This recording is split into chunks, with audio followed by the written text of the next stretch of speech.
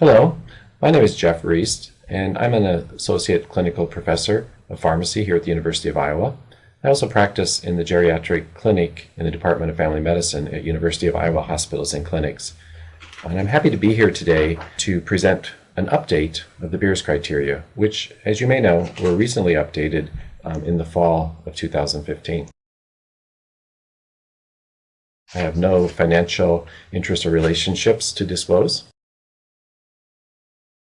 What we're hoping to accomplish today is to give you a very in-depth look at the Beers criteria 2015 update. This is an update which had a major overhaul of the Beers criteria and quite a few additions to the criteria that we've been using for a number of years. We're going to talk about potentially inappropriate medications as it relates to older adults' medication regimens. We're going to think about those medications and how the outcomes that result from those, some of the negative events, some of the side effects, if you will, of medications. We're going to talk about some dangerous drug interactions that can occur. And we're going to talk about how a person's kidney function as it changes over the decades of life, how it affects the dosages of medications that we should use. And lastly, we're going to review some lists of some anticholinergic medications. Anticholinergic drugs, as you may know, have some serious implications for side effects in older adults. So let's start out with the case. We're going to talk about JB, and we're going to revisit JB toward the end of this presentation, but let's just get an introduction to him now. He's an 82-year-old male. His past medical history is there for you: hypertension, BPH, mild cognitive impairment, and some recent constipation. Not an unusual medical problem list for an older adult. His vitals are there for you. We know we have some orthostatic blood pressures taken there. And of interest, he has no known drug allergies. His chief concerns and what brings him in today is that he's been having a lot of falling issues. And in older adults, anytime we hear reports of falling, that should kind of perk up our ears a little bit so we can think about some issues that might be going on, because we know how risky falls can be. And how seriously life-changing a fall, and particularly a fracture, can be to an older adult. He's also been getting up multiple times at night to urinate. Remember, he has BPH, and it's not that unusual. He is complaining of some dizziness and some passing out, again, worrisome for falls. And his confusion. He had some minor confusion, some cognitive impairment, and that seems to be getting worse. And the family is telling us that, we're going to have to place him into a nursing home pretty soon because we really can't take care of him anymore. His medication list is here for you. As med lists go, it's not a very extensive med list. He's on chlorthalidone, diphenhydramine, terazosin, a couple laxatives, so not a tremendously long medication list. So we're going to kind of leave JB for a little bit, and we're going to talk about potentially inappropriate medications, which is kind of the backbone of the Beers criteria. We'll come back to him toward the end of the program after we've talked about some of these meds, and we'll see if there's some things we can do to help him out. But for now, let's kind of shift gears and talk about this thing called, we call them PIMs, or potentially inappropriate medications. And there's quite a few different definitions out there, and there's some definitions listed on the slide for you to review.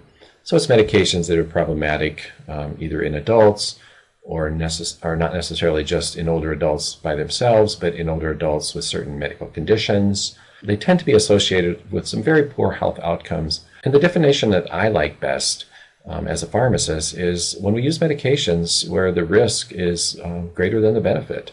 And as you think about medications, whenever we think about adding a medication to a person's regimen, we always have to do that risk-benefit analysis, don't we? We have to think about that. We have to think, what are we hoping to accomplish? Is this medication going to improve quality of life? Is it going to reduce symptoms? Is it going to extend life? Is it going to cure disease? What is our outcome? And then we have to think about what negative things can happen.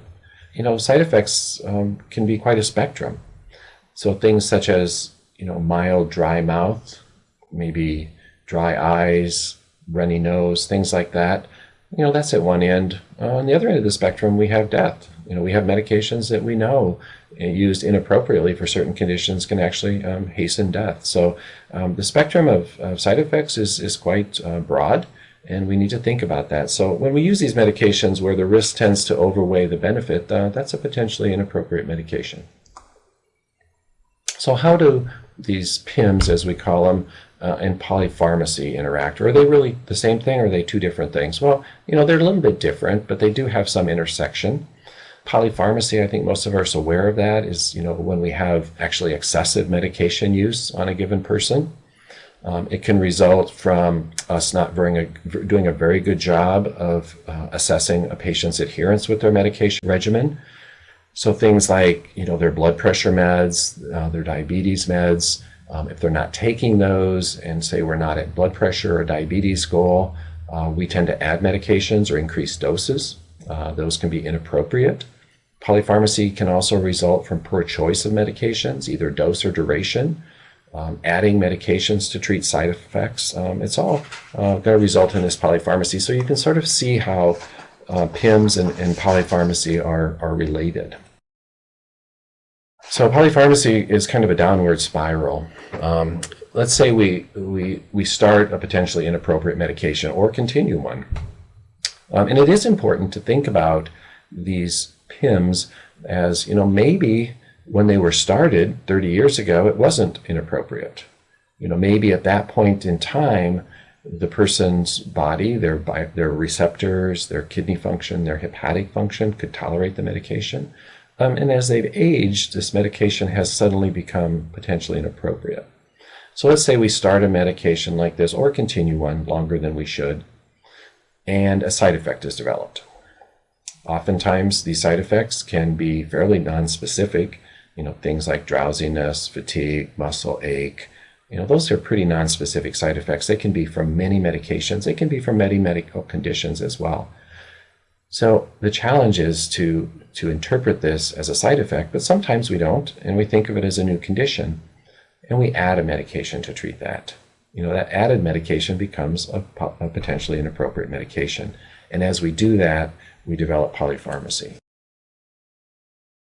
Another example, and I kind of alluded to this on the previous slide, if we don't do a good job of assessing adherence with medication regimens and we do not observe an effect, we tend to do one of two things. We add another medication to treat that condition, or we increase the dose. Either one would be considered potentially inappropriate. Both can lead to polypharmacy.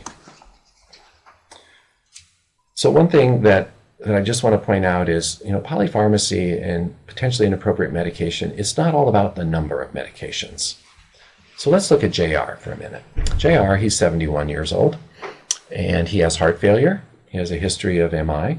He has osteoarthritis and hypothyroidism. Again, not an uncommon list of medical problems for a 71-year-old male. If you look over on his medication list, he's on a fair number of medications. He has 8 medications there. You can see several medications we use for cardiovascular disease, his thyroid medicine, and certainly his acetaminophen for his arthritis, and aspirin with his history of MI. So the question is this polypharmacy? Well, if we're thinking of medicines, 8, that seems like a pretty large number of medications, although we've seen more. Does he have potentially inappropriate medications? I would say no. Does he have potential drug interactions? Maybe. There's some drug interactions there, but they're manageable. Does he have duplication? Again, I would say no. And is he using medications to treat side effects? I would also say no. Let's go back and look at that mid list. So look at that. He's got metoprolol, lisinopril, furosemide, spironolactone. Now, are those duplicative? Well, not really. They're generally used for heart failure. A person with heart failure should be on that list of 4 medications. They do similar things, but they're not duplicative. The simvastatin, certainly a person that's had a history of a heart attack should be on statins, as well as aspirin. Osteoarthritis, acetaminophen's the guideline drug of choice, and certainly for hypothyroidism, his levothyroxine. So 8 medications, but I would say he does not have potentially inappropriate medications, nor does he have polypharmacy. Let's take another case. We have MB here, and she's an 81-year-old female with Alzheimer's, dementia, and urinary incontinence. She's only on 2 medications. She's on donepezil for her dementia, and she's on oxybutynin for her urinary incontinence. So would you say this is polypharmacy? A lot of people say, well, certainly not. She's only on 2 medications. How could that be polypharmacy? But I would say it is. What is the potentially inappropriate medications? Well, it could be either one. It kind of depends on which was started first. So it could be that the donepezil was started. Donepezil is a cholinergic drug, and cholinergic drugs have some utility in treating Alzheimer's type dementia.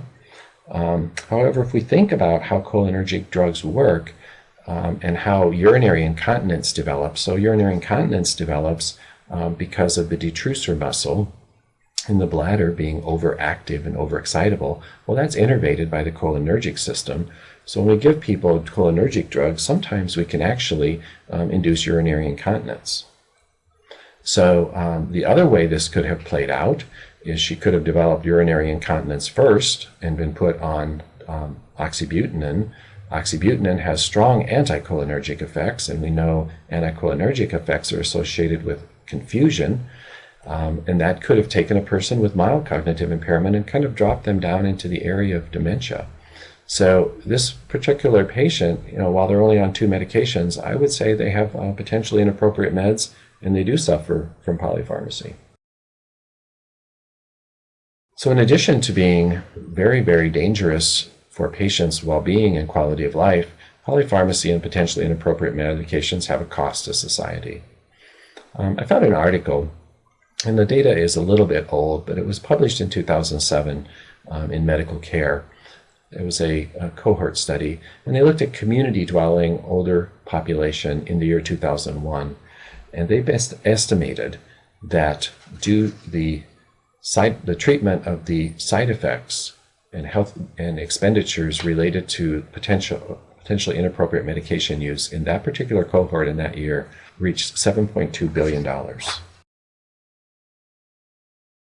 So hopefully I've made a case for the importance of looking at the medication regimens of our older adults and trying to identify potentially inappropriate medications for 2 reasons, primarily to prevent harm and decreases in quality of life for our older adults, but also as a cost reduction strategy. So how can we do that? So there's a couple strategies listed on this screen. Certainly doing medication reconciliation at each visit and assessing for adherence. So medication reconciliation, asking or finding out all of the medications a person is taking, comparing that with the list that we think they're taking, and reconciling those 2 lists. The clinic I work in, this is a big, big part of my job. And I can tell you, as healthcare providers, we're often in the dark about all the medications that people are taking or not taking. We feel that we've ordered them, they're taking them. We find out some of them never get picked up at the pharmacy. Some of them get picked up and taken sporadically. And then there's a whole nother group of medications that we don't even know they're taking, that they are over-the-counter medications. They're sharing friends' medications or spouses. So doing this medication reconciliation and focusing on adherence is an extremely important strategy to identify these potentially inappropriate meds. Assess each time the continued need of each medication. Is this a medication that is still needed? Has blood pressure dropped to a point where we don't need all of these blood pressure meds anymore? Have they reached a stage in their life where we need to change our strategy for treating blood pressure and diabetes and maybe loosen up our goals a little bit?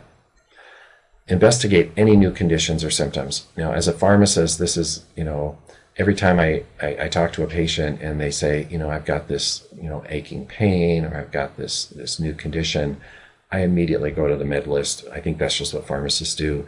And I assume that whatever is happening wrong is a medication problem. I'm not always right. Oftentimes it's a new condition, but I always look at the medication list first to try to rule out medications as a cause, because that can be an easy fix. We can change the medication, we can reduce the dose, we can stop it.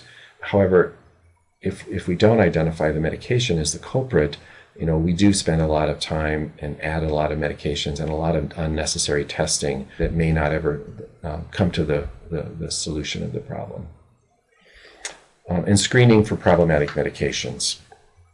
Number 1 thing that we can do is screening for these problematic medications. So how do we do that? So we have some screening tools. We have a couple that have been out for a number of years. The Beers criteria, which we're going to talk about in great detail in just a moment, But we also have the start and stop criteria. Stop and start I will not be talking about today. This is a slightly different screening tool. It involves work done in Europe, and as such, it has often medications that we're not familiar with in the United States, or different names for medications that we're familiar with, but nonetheless, it can be very helpful. The stop portion of the stop-start criteria are very similar to the Beers criteria. It talks about potentially inappropriate medications that we may not want to use in older adults, whereas the start criteria are quite different than the Beers criteria. It actually takes a different approach. It considers that there are probably some medications that we're not using in older adults that maybe we should be using. If you're not familiar with the stop-start criteria, I would encourage you to investigate it, because the start criteria in particular are something that we really haven't talked very much about. Things such as, who should be on aspirin, who should be on certain medications for certain chronic conditions that sometimes we forget about. It is important to remember that both the Beers criteria and the stop-start criteria are tools. They are not absolute. We do need to remember that clinical judgment is always an essential component of not only our screening but our recommendations, because there are times when the risk is not outweighed by the benefit, and there's some times when the benefit outweighs the risk. So we do need to keep that in mind. So we're going to talk about the Beers criteria for the rest of this presentation. Just a little history of the Beers criteria. The criteria were first developed in 1991. Dr. Beers and his colleagues developed this list, and it was a list of medications that in their opinion, nursing facility residents should not be taking. This was welcome news for many of us working in long-term care at the time. I was working as a consultant pharmacist in 1991, and these are medications that we all knew were problematic, and we were really happy to have validation at the national level that these medications were actually problematic. Some of the notorious medications that were on that first list were drugs that are not even on the market anymore. In fact, I think the Beers criteria was instrumental in getting many of these problematic medications off the market, including propoxyphene. They were expanded and revised in 1997 and 2003 to include medications that should be reconsidered in older adults in all settings, not just in long-term care facilities. In 2012 and 2015, the Beers criteria group partnered with the American Geriatric Society, the AGS, and they came out with the 2012 and most recently the 2015 updates. So we're going to talk about the 2015 update because it really expanded the resource as we know it. The methods were similar. They use an interdisciplinary expert panel. They review the literature. They find all kinds of studies, case reports, analyses of medication problems. They developed their initial tables. They sent them out for public comment, and maybe some that are listening to this saw those. I actually got to see those in the pre-publication format, and they had a period of time when we could send our comments to them. And it seems to be a very, very good procedure.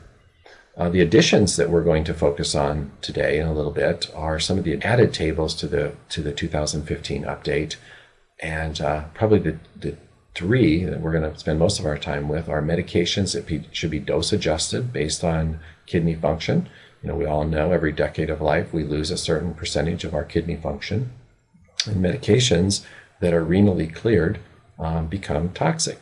So there's a nice list of medications that we should all be considering dose adjusting in older adults. Also a very nice listing of potentially important drug-drug interactions that occur in older adults. And then lastly, and there's been other lists of this in the past, but it's nice to have them as a component of the Beers criteria, is a list of drugs with strong anticholinergic properties. The list, including the article and pocket cards, are available from the American Geriatric Society at geriatricscareonline.org, which is on your slide here. You do have to register to access these materials, but I believe that registration is free. And that free registration includes access to the articles that were published in the fall of 2015, one which lists all the tables, another companion article which lists alternatives for the Beers criteria meds. You can also order pocket cards or print them out from there. If you're a member of AGS, they're free. There is a small charge. I think it's pretty nominal, like $5 or something, to get the pocket cards if you're not a member. But I would encourage you to go to that website and look at the resources that are there. So the next 2 slides, I'm going to just list the main 7 tables that are in the Beers criteria article. I do want to point out that the article has a different numbering system from the tables from the pocket cards.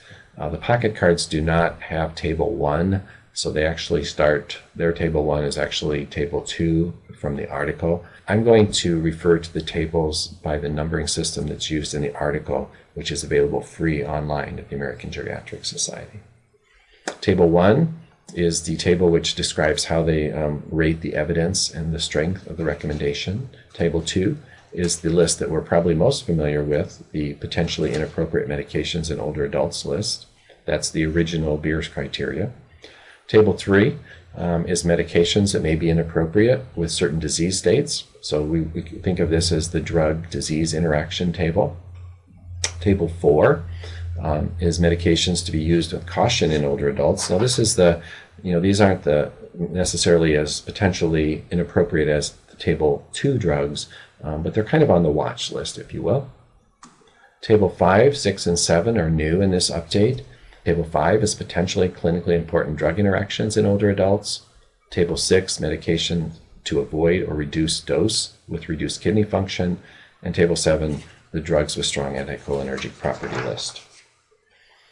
Table 1 is, basically for those of us that are really interested in, how high a quality evidence was used to make this decision, and how strongly do we feel about this recommendation. And when you look at the tables and the pocket cards, you'll see this listed. So, it gives you a little bit more comfort level when you're making your recommendation. So quality of evidence could be rated high, moderate, or low.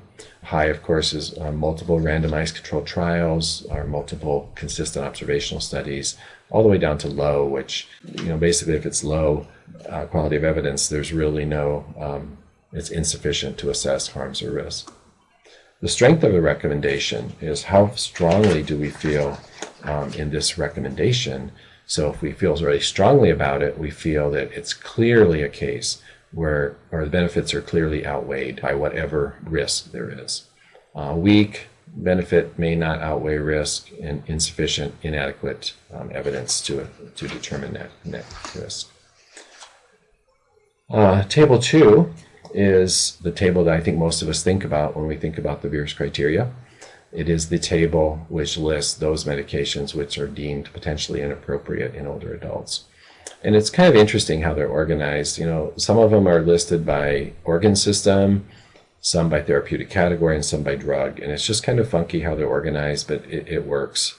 It's a very easy to use list, and we're going to go through that list right now. I'm going to give you the highlights. Now, I'm not going to necessarily list every drug that's on table 2.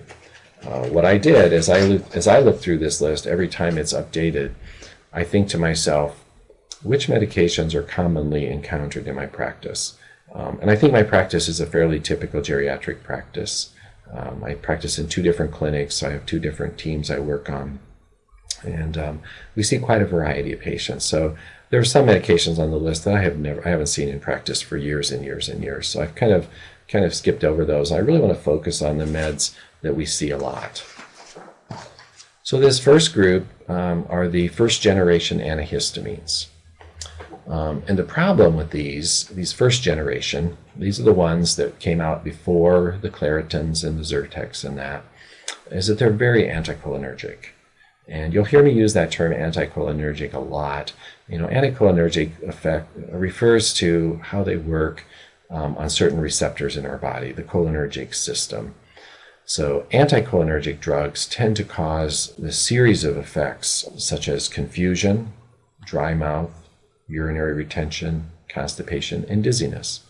So when I say anticholinergic drugs, that's what I'm talking about. I'm talking about drugs that have that group of side effects, which, when we're very young, maybe they're tolerable. But as we get older, and we maybe have some mild cognitive impairment, or maybe we have some If we're a male, we might have some BPH and some mild urinary retention. And maybe our GI tract isn't working as well, and we do have some slowed transit time. And maybe, our receptors aren't working well and we get a little lightheaded. So all of those things can be compounded by drugs that have anticholinergic side effects. And this group of antihistamines are extremely anticholinergic. I do want to focus on the fact that many of these drugs have historically been used for allergies. But I think most of us recognize that second one on the list, diphenhydramine, as having another life. It's used a lot of times not for allergies. I mean, certainly we use it in the emergency department when we have a person coming in a severe allergic reaction. But many times diphenhydramine in the over-the-counter market is used as a sleep aid, as is doxylamine, the one right below it. Meclizine, used oftentimes for vertigo, dizziness, although, as we can see, these drugs can enhance dizziness. And certainly promethazine, being an antihistamine, it's more often used as an anti-nausea medication. So these drugs, even though they're classically antihistamines, we do tend to use them for other things as well. And oftentimes, because they're all over the counter, we have the mistaken impression that they're safe. But I would tell you that I believe that diphenhydramine, in its many over-the-counter forms for a sleep aid, is not necessarily safe in older adults. We have an anti-infective on the list. It's called nitrofurantoin, also known as macrodantin. It's a very old agent that's been around for many, many years. It's used appropriately short-term for urinary tract infections. However, the Beers criteria suggest, and I would agree with them, that we should probably not use this drug for long-term treatment. Historically, this drug has been used for prophylaxis for urinary tract infections for people both with and without catheters. And what we find is that it does have some significant pulmonary and also hepatic toxicity, as well as peripheral neuropathy that can develop. And these risks actually kind of outweigh the benefits for long-term use. Certainly, it's dangerous with people that have declining renal function in the range of about a creatinine clearance of less than 30. So nitrofurantoin, probably okay for short-term use, but we probably should avoid it for long-term use.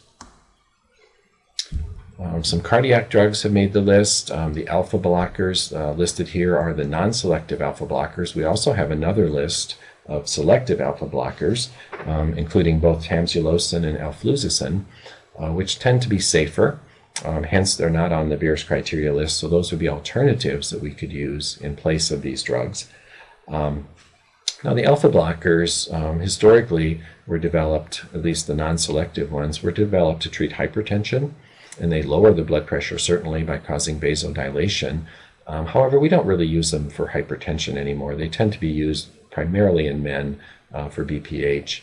But this non-selective group tends to be very, very commonly causing orthostatic hypertension, which results in falls. In fact, these drugs have historically always been given at bedtime because of the association with the dizziness and falls.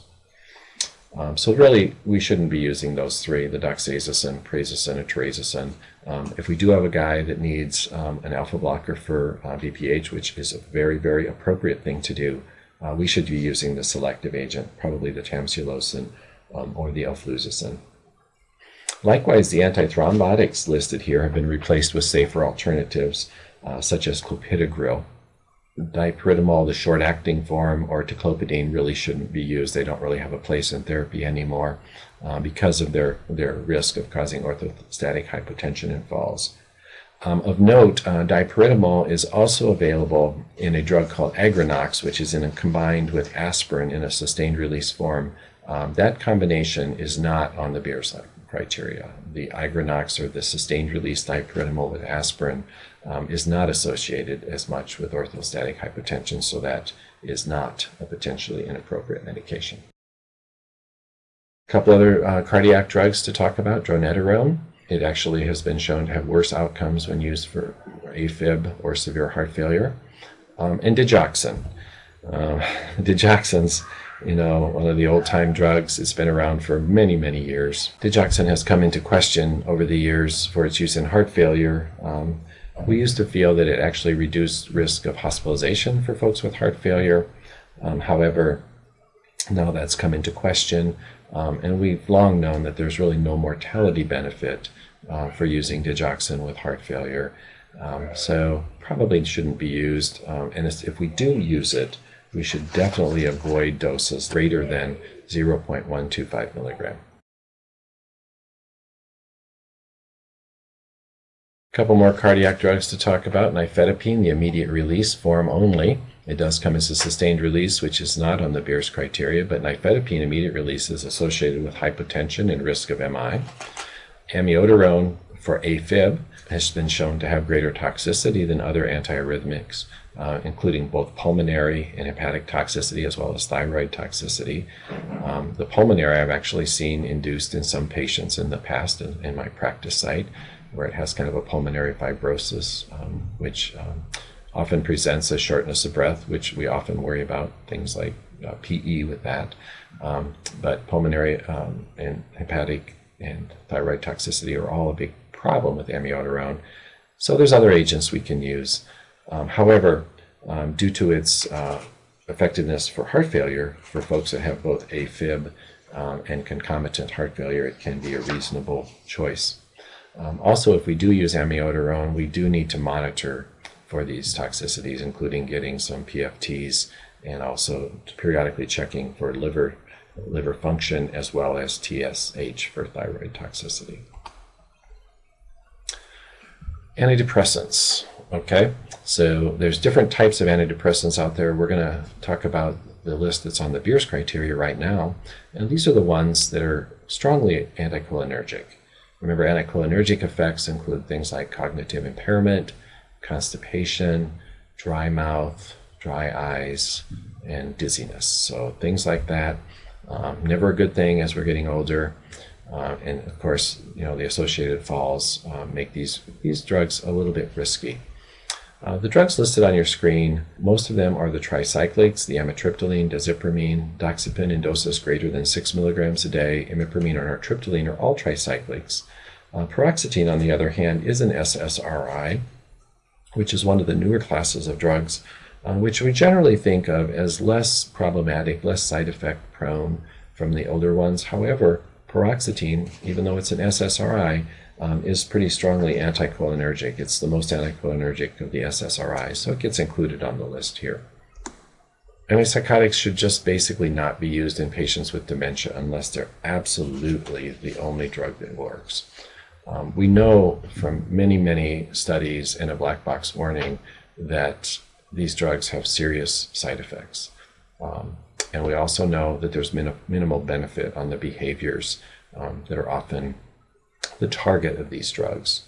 The black box warning, which the FDA has placed on all antipsychotics, both first and second generation agents, increase risk of death in older adults with dementia on these medications. That's a pretty serious side effect. So I think we really need to rethink our use of antipsychotics for patients with dementia. We also know that they reduce cognition and they cause increased risk of falls and stroke risk. So many concerns with using antipsychotics for patients with dementia. Benzodiazepines are associated with increased falls, cognitive decline, delirium, fractures, and motor vehicle accidents. This includes both the short-acting and the long-acting agents. The short-acting tend to have a theoretical advantage over the long-acting in older adults simply because they don't accumulate as much.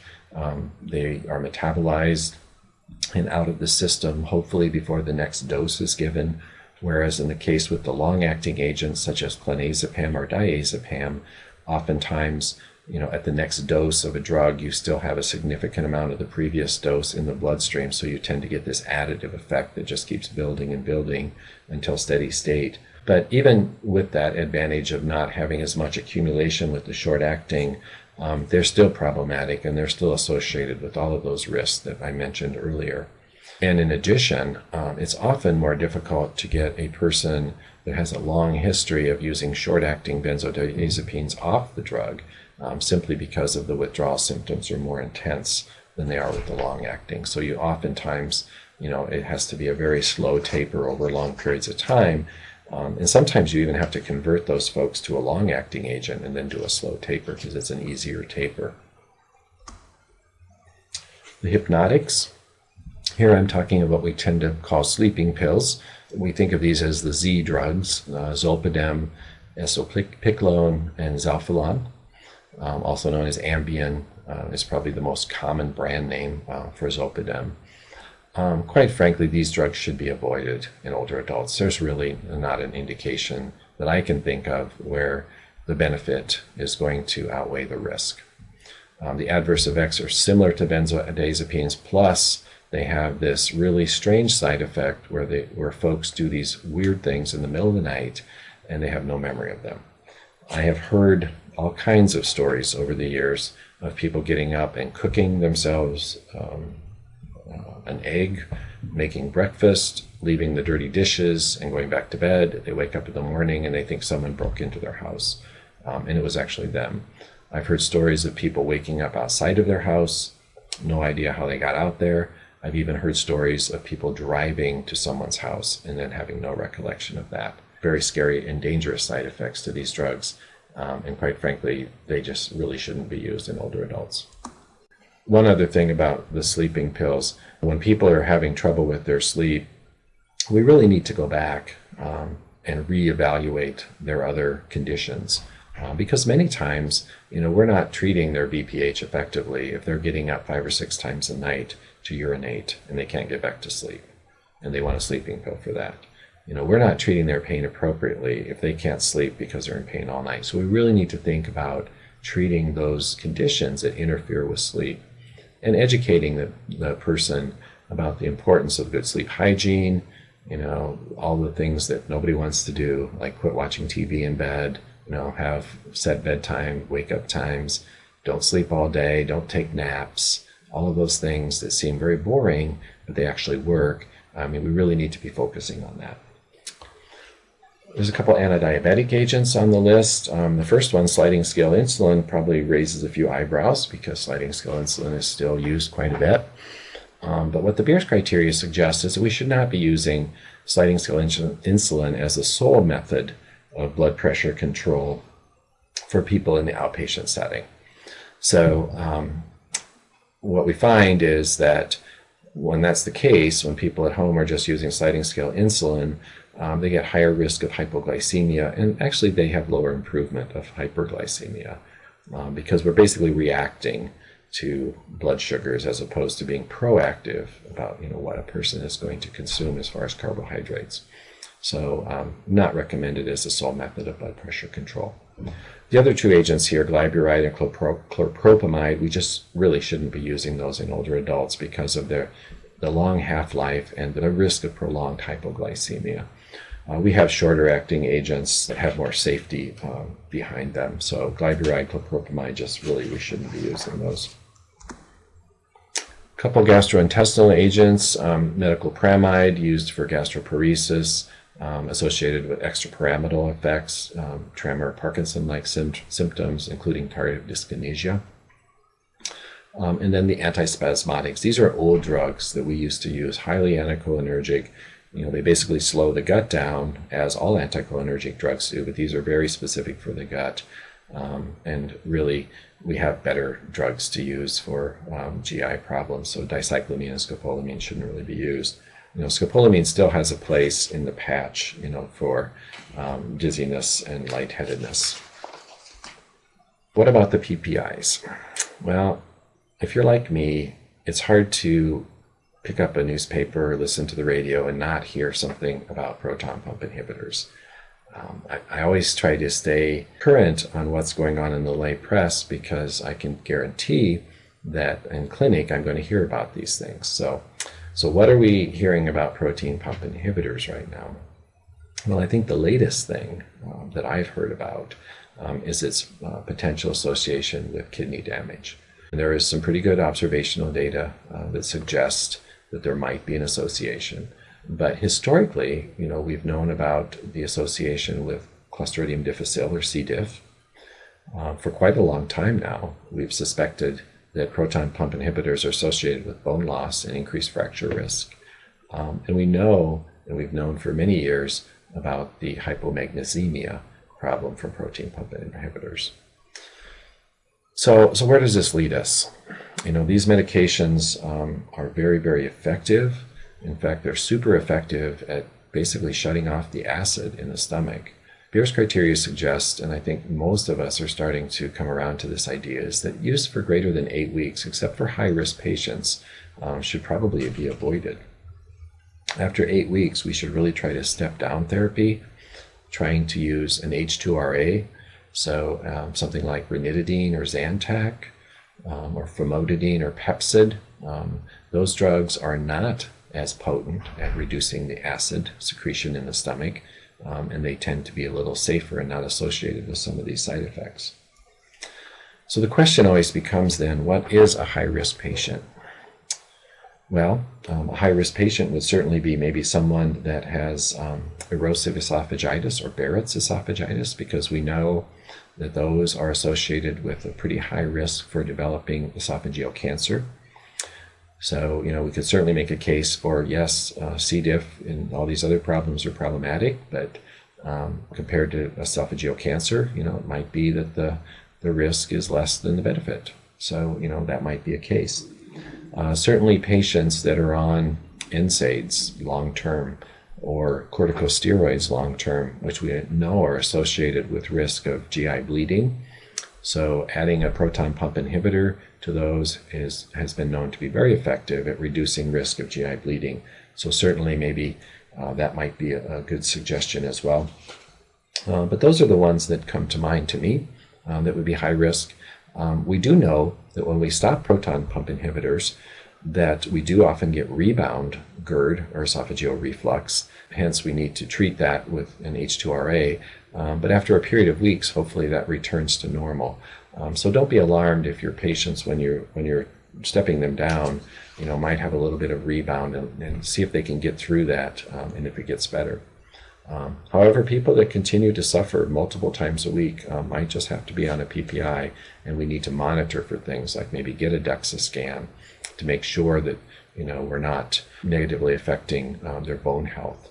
And remember, for folks that are on proton pump inhibitors that need calcium supplementation, we need to use the calcium citrate form because it's less affected by lack of acid than the calcium carbonate. Calcium carbonate needs an acidic environment to be absorbed, so if you take calcium carbonate in a non-acidic stomach, you're not going to get very good absorbance. Calcium citrate, on the other hand, will still be absorbed. Pain medications. There's lots of buzz about pain medications right now all over the press. The Beers criteria have picked out meperidine or Demerol, which we just should avoid. We have way more effective medications for pain than that. And Demerol is associated with some serious side effects, a toxic metabolite, increased risk of seizures, so they're just really not a good drug to use. The NSAIDs. The NSAIDs appeared on the Beers criteria a number of years ago, and with good reason. And this is talking about chronic use of non-COX-2 NSAIDs. Chronic use is associated with GI bleed and renal toxicity. They also exacerbate many other conditions and medications.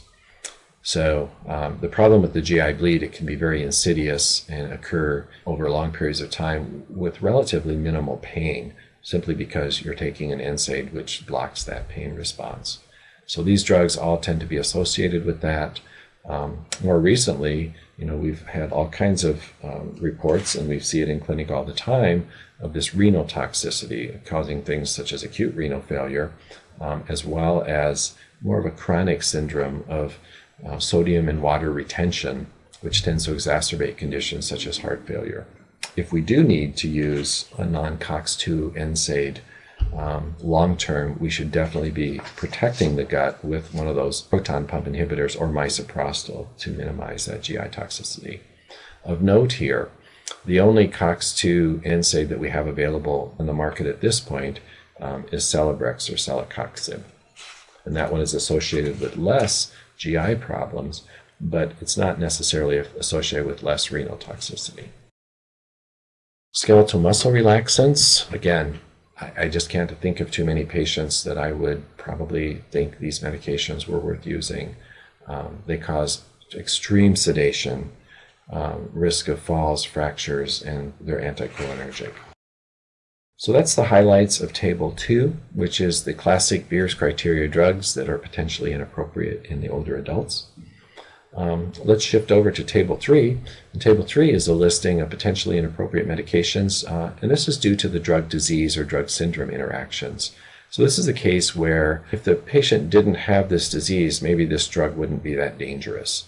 But because they have this disease or syndrome, this drug becomes a little bit more risky. Heart failure, a very common diagnosis in older adults.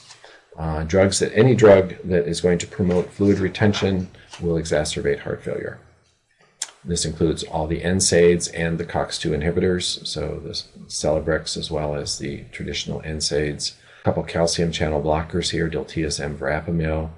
A couple of diabetes drugs that have kind of fallen out of favor over the years, pioglitazone and rosiglitazone, which is actually off the market, except in extreme rare cases you can, I guess, get a hold of that. Solostazole, which is a drug not used very often, but it's used for peripheral artery disease. And then dronedarone, which we've already talked about. These drugs all can promote fluid retention, certainly not a good thing when we have heart failure.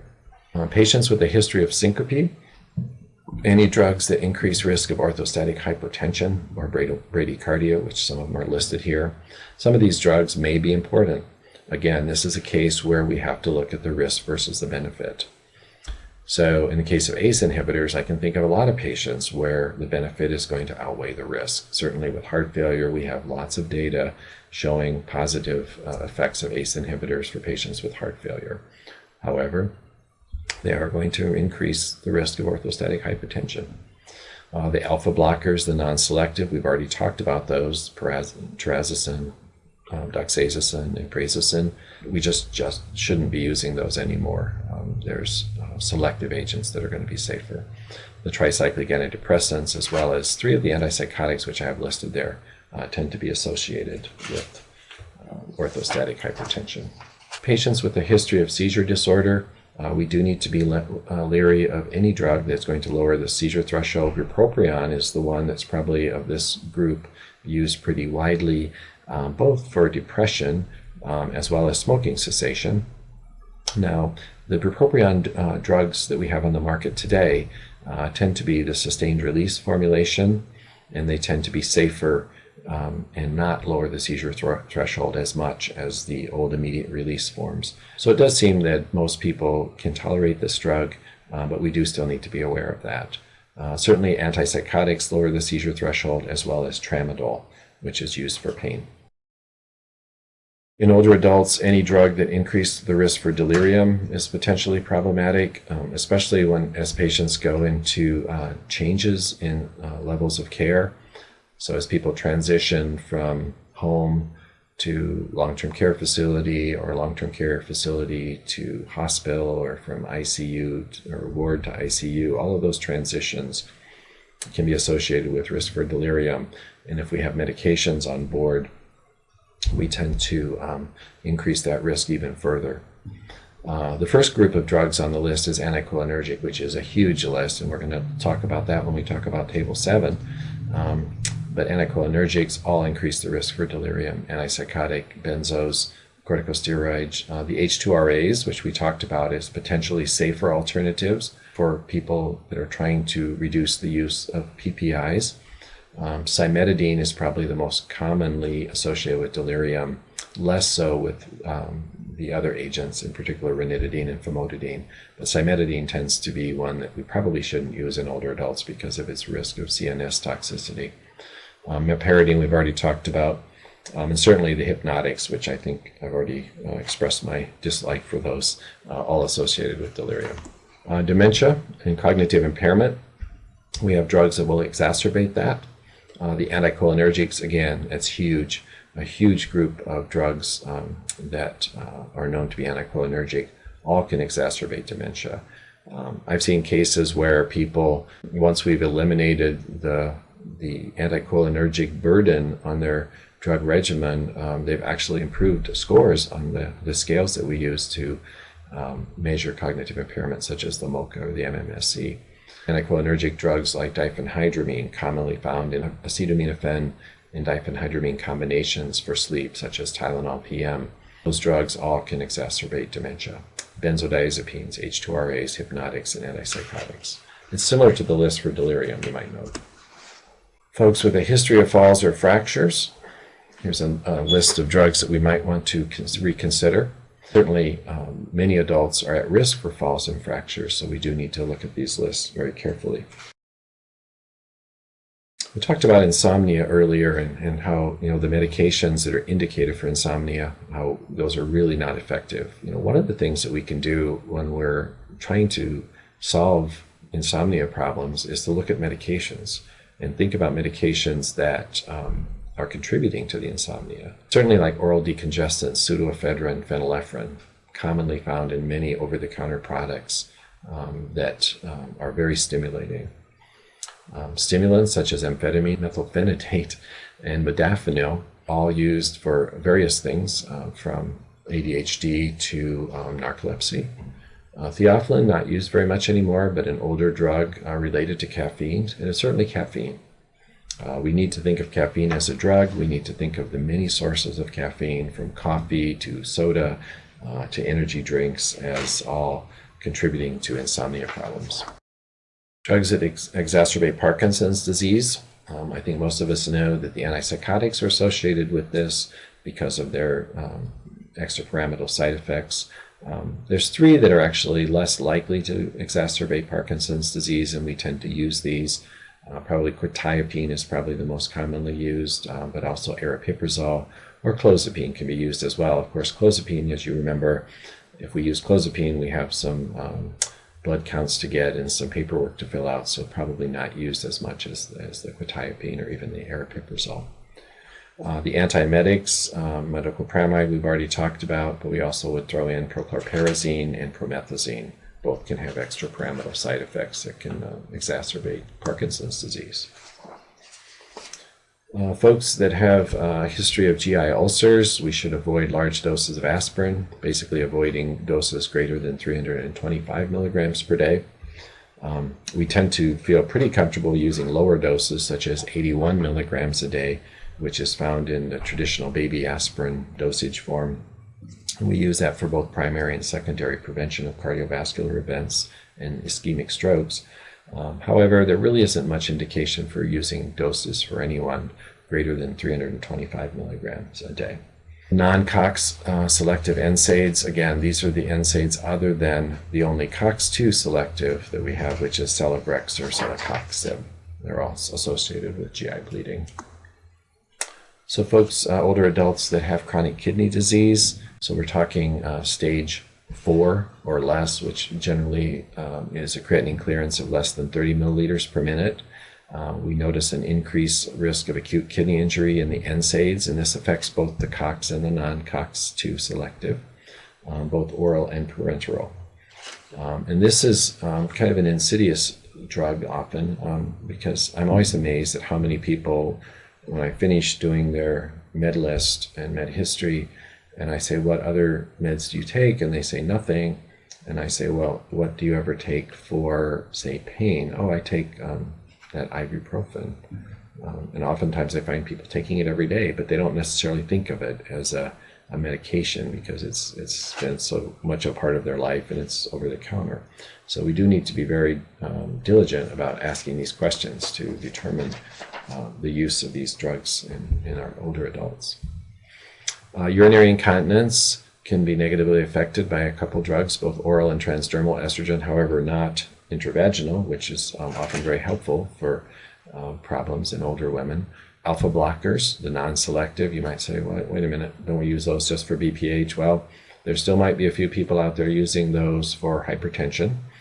The other use that you might encounter in women with alpha blockers is sometimes we'll prescribe an alpha blocker to a female to help them pass a urinary stone, because it does tend to relax the urethra and allow for better passage of that.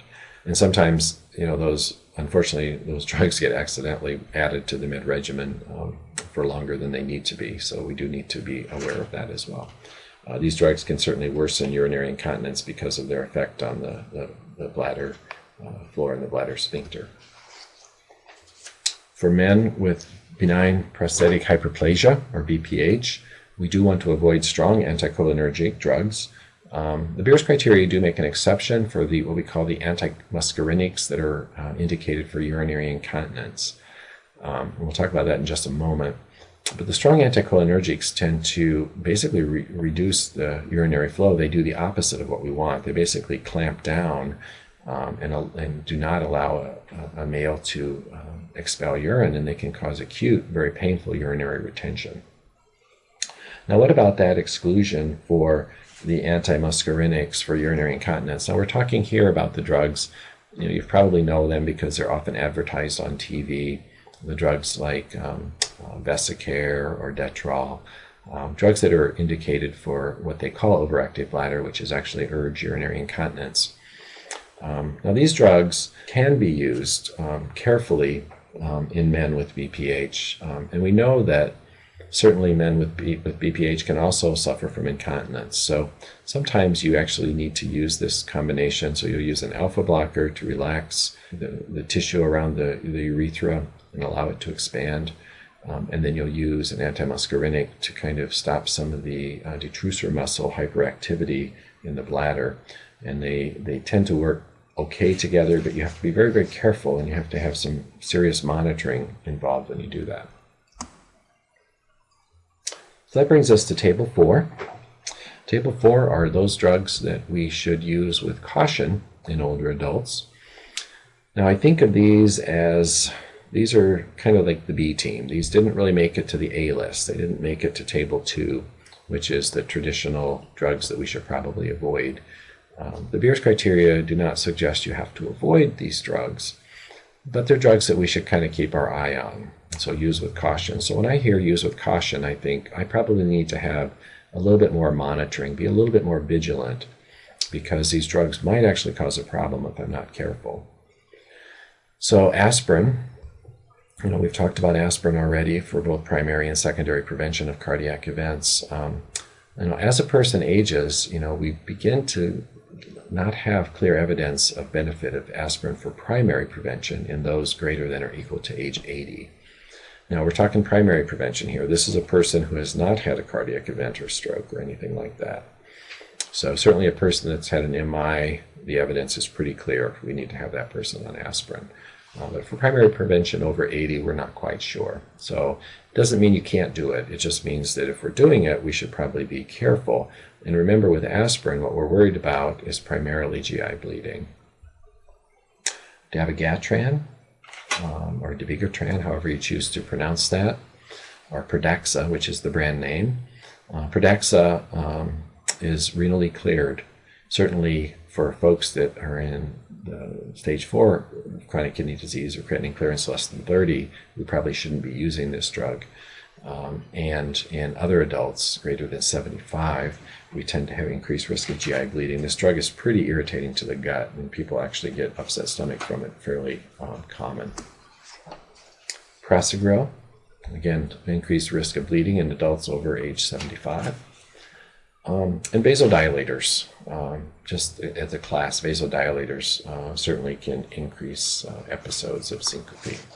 There's a whole list of drugs here that can exacerbate or cause SIADH, symptoms of inappropriate antidiuretic hormone. You see there's a typo there, it should be SIADH. For these folks, we do need to monitor serum sodium. Serum sodium can have all kinds of issues if it gets out of its range. Probably the most common that we see in older adults is confusion. So all of these drugs can interfere with this, and so we do need to monitor serum sodium. Of this list, the ones that I encounter the most often are certainly diuretics, and certainly the antidepressants. The SSRIs probably are the ones I encounter the most, and it's pretty common to see low serum sodiums with SSRI use. So keep that in mind. Many times with antidepressants, we don't think of getting a renal panel, but we probably should. So Table 5. This is one of the new tables. It's the potentially important non-anti-infective drug-drug interactions. It is important to note that these interactions do not include any antibiotics or anti-infectives. If they did, this list would be quite long because we know that there are a lot of interactions, drug interactions between anti-infective drugs and other drugs, but this list does not include those. It is important as you look at this list, and I have a couple tables here, to note that it's not always a list of drug-drug interactions. It might be a list of what we call like generic drug category versus generic drug category. So if you look at like the second one here, it's anticholinergic and anticholinergic, resulting in cognitive decline. So earlier I had mentioned, actually several times I've mentioned the risk associated with anticholinergic drug therapy. And we think of anticholinergic drug burden as the complete risk from all of the drugs on a person's medication regimen that have anticholinergic properties. This tends to be additive. So if I'm on, say, diphenhydramine and amitriptyline, then those two drugs both have high anticholinergic properties, so being on both of them puts me at increased risk for cognitive decline than being on just one. So when you look at these drug interactions, it looks a little weird in that way, because we're used to seeing like, an ACE inhibitor, say like lisinopril, interacting with triamterene or amyl chloride, which causes hyperkalemia. We're not often used to looking at drug interactions in the sense of, anticholinergic plus anticholinergic. Or, the next couple, you look at antidepressants plus or equal to two other CNS active drugs. So drugs that might have sedation effects on the brain, along with antidepressants, can increase risk of falls. The next page has a couple more drug interactions. All right, table 6. We're getting there. So table 6 is a list of medications, again, non-anti-infectives that should be avoided or have their dosages reduced with various levels of kidney function in older adults. So we're really talking here about as we age, every decade of life, we lose a certain percentage of our kidney function. And medications that might have been very, very appropriately dosed when we were age 40, suddenly when we're age 75 or 80, we're actually in the toxic range. So this list is very nice because it not only lists the medications, but it lists the kidney function that we should actually take some action. And it also lists what action we should take. So I'm going to go through a couple of these just to kind of give you an indication of how this table works. So let's look at enoxaparin. So the last one on the list here. Enoxaparin is an injectable form of a low molecular weight heparin. It's often used in the outpatient setting to bridge people when they're just recently diagnosed with, say, a DVT or PE, until we get their warfarin, say, up to a therapeutic level. We'll actually give people enoxaparin. It is important to realize that if the patient has creatinine clearance of less than 30 milliliters per minute, we need to reduce the dose. Otherwise, we increase the risk of bleeding. So I do want to tell you that the Beers criteria, as most drug resources and most drug references will use, uses the creatinine clearance as their indicator of kidney function. Now, many of us are very used to seeing something called the eGFR, the estimated glomerular filtration rate, which is actually a different calculation than creatinine clearance. It uses a different equation. The eGFR uses what we call the MDRD equation, which is generally used to stage kidney function, like what stage they're in. And it's a relatively newer way to assess kidney function compared to the creatinine clearance calculation, which is done by the Koch, Groth, and Gault equation. And if you look at most drug package inserts and resources, they generally give dosing for renally cleared drugs in terms of creatinine clearance levels. So as healthcare providers, when we're dosing these drugs that are renally cleared, we probably need to go back to the calculation of the creatinine clearance. The number is very similar in both the creatinine clearance and the eGFR, But at certain breakpoints, like 30 and 60, sometimes there can be a significant difference in the calculation that people might fall in one range or the other. And so we probably do need to calculate that creatinine clearance when we're basically given EGFR in many of our electronic medical records today. This calculation is not difficult. In fact, most people today will just go online and Google creatinine clearance calculator. I tend to use one at a site that has a lot of different calculators. It's called Global RPH. That's GLOBAL RPH, like pharmacist. That site has a tremendous wealth of calculators there, including the creatinine clearance calculator. So when you're dosing these drugs, it is a good idea to go ahead and do that. A couple more drugs here. Of this list, I think probably the ones that I encounter the most often are rivaroxaban, duloxetine, and gabapentin. Gabapentin, of course, we use a lot in older adults because of neuropathies. Duloxetine, again, for pain associated with and also depression. And these are both drugs that we need to look pretty closely at their renal function as we dose them. Another table. Okay, table 7. So table 7 is the list of drugs with strong anticholinergic properties. Again, this is an update in the 2015 update. Now, these lists have been around for a long time, and we've had one here that we use at the Iowa Geriatric Education Center for many years. So I'm not going to go through these, but I've been talking about anticholinergic drugs for almost this entire presentation.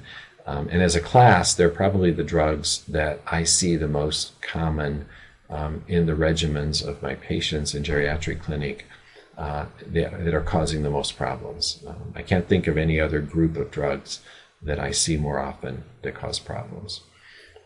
And they're broken down in this list kind of nicely in therapeutic categories. So things like the antihistamines, which we've already talked about, remembering that many of these antihistamines are not necessarily used for their antihistaminic, like for their allergy indication, but many of them are used as their sedation side effect. The anti-Parkinson drugs there, I just don't see those very much anymore, but they're listed for completeness. The antidepressants, again, most of these are tricyclics. However, we do have paroxetine down on the list, which is an SSRI. Remember, paroxetine tends to be more sedating than some of the other SSRIs, and it tends to be more anticholinergic. Doxepin, it's more anticholinergic in doses greater than 6 milligrams. Certainly, the older antipsychotics are very anticholinergic, as well as the antiemetics, prochlorperazine or compazine, or promethazine or Phenergan. The antispasmodics, these do not apply to any of the ophthalmic medications. And then the antimuscarinics, remember I talked about the antimuscarinics when I was mentioning the guys that we have that have BPH and also urinary incontinence. These are the drugs that we can cautiously use for those, but they're also very anticholinergic, and we have to be very, very careful about inducing acute urinary retention, and not just guys with BPH. But all of these drugs, because of the anticholinergic side effects, can cause things like dizziness, drowsiness, constipation, dry mouth, and cognitive impairment. All things that we really need to think about avoiding in older adults. Well, do you remember our case? Seems like it's been a long time since we talked about JB, but he's still there. He's still at home thinking about going to a long-term care facility. So remember JB, he was that 82-year-old male. He had hypertension, or has hypertension, BPH, and mild cognitive impairment. Recently, some constipation has developed. His weight and height are there. Note his blood pressure. He does seem to be a little orthostatic there. His standing and sitting vary by quite a bit. His vitals seem to be fine. Remember, his main problem was falling, getting out of bed. Looking at his orthostatic blood pressures, I think that's understandable. Getting up multiple times to urinate. He has BPH. We've talked about that already. He's getting dizzy and lightheaded, passing out, again, with the orthostatics that we've identified with those orthostatic blood pressures. I think that's pretty clear what's going on there. But what about this confusion worsening? How is that related to anything? And are we going to be putting him into a long-term care facility, or is he going to be able to stay at home for a little bit longer? Remembering his med list, remember we talked about PIMS and polypharmacy. He's on 5 medications. Is that polypharmacy? Maybe, maybe not. I think we've already identified that it isn't necessarily about the number. It's not a terribly long list, but is there some problems? So thinking about what we've talked about in this presentation, what medications jump out at you? Just take a minute here and let's just think about that. Does chlorthalidone ring a bell? I don't think we really talked much about that. It is a diuretic. Certainly it's very appropriately used for hypertension. It certainly requires some monitoring. Certainly we want to assess renal function. Certainly want to assess electrolytes. It's going to negatively affect some electrolytes, but I wouldn't say chlorthalidone is necessarily a problem. I think most people probably would identify diphenhydramine as maybe a problem. I think I've made it pretty clear I'm not a real fan of diphenhydramine as an insomnia med. Trazocin, again, trazocin is one of those non-selective alpha blockers, so that might be a problem. The Senosides and the Malcomag are laxatives. You notice those have just been started in the last several months and weeks, kind of corresponding with the diphenhydramine, which is that anticholinergic drug. Remember, anticholinergics slow down the gut and they cause constipation. And they also cause some cognitive impairment. So I think if we looked at JB's regimen, we're going to see some problems. We're going to see some PIMS there, some potentially inappropriate medications. I think the diphenhydramine is probably one of the biggest problems. It's going to cause the constipation, cognitive impairment, dizziness and falls, and exacerbate his BPH symptoms. The trazocin going to exacerbate the orthostatic hypotension, dizziness and falls. We have alternatives to both of these, don't we? So the diphenhydramine, we probably just need to stop that. Probably not start anything else. Talk to him about sleep hygiene. But remember, one of the other strategies for insomnia is to treat other conditions. So the trazocin doesn't seem to be managing his BPH very well. He's getting up multiple times a night to empty his bladder. So we would consider changing him from trazocin, probably given at bedtime, to tamsulosin or Flomax. Flomax is a selective alpha blocker which has minimal effect on blood pressure. So it has minimal effect on orthostatic hypotension. It's more selective for the tissues around the prostate and the urethra and the bladder. So it works very, very well. And because it doesn't cause that dizziness and lightheadedness, we can give it in the morning. In fact, that's what I actually recommend to my gentlemen that have BPH that are on tamsulosin, is you take it in the morning. That way throughout the day, it lasts about 18 to 24 hours. And during the day, then, you can be emptying your bladder very efficiently. So when you go to bed at night, you're going to bed, as long as you urinate before you go to bed, you're going to go to bed with a fairly empty bladder. And you're probably not going to have to get up as much at night. So that will help with his BPH symptoms, which might actually help his insomnia problem. So we would need to watch very closely his use of the Senosides and the Malcomag. If these were started in the last weeks to month after he was starting on the diphenhydramine, and we stop the diphenhydramine and we don't necessarily be proactive with these laxatives, we could induce constipation, and we might result in another potentially inappropriate medication to treat that. So this would be a case where we would want to do some investigation, find out for sure, was this constipation problem kind of a long-standing thing, or did it really just occur in the last couple months? And if it did, we should probably proactively cut down on these, maybe reduce the dose, or make sure he realizes that, as the diphenhydramine gets out of his system, he probably won't need these anymore. I want to close with this slide, which gives you some additional resources.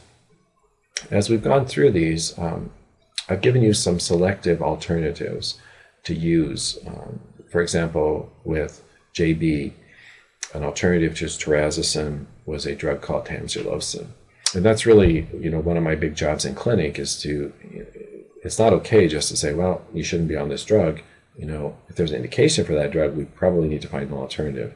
In the 2015 updates, this companion article was published as well, which lists some selective alternatives for medication in the Beers criteria. It's not complete. It doesn't cover every medication in Table 2, but it does give you some ideas. You do need to look at it and realize that is a crossover list, so it'll have like examples, for example, on the first generation antihistamines, things like chlorpheniramine. It recommends to use loratadine or cetirizine, which are second generation, which do not cause as much drowsiness. But however, if you're using those first generation antihistamines for sleeping pills, then that doesn't really work very well. So you do need to look at it, as it is what it is. It's a very nice article. It's a very nice table of alternatives. So with that, I would like to close. So I would like to thank you for your attention, and I hope that that I leave you with an increased appreciation for how medications sometimes are the solution to problems, but sometimes they contribute to the problem or create new problems. And that we can do a great service for our older patients by being skeptical of medications and looking at medications as potentially causing those new symptoms and conditions that we encounter every day in our clinics and our practices. Again, I thank you for your attention, and I leave you with the references that I used, and best wishes to you as you screen medication regimens for potentially inappropriate medications.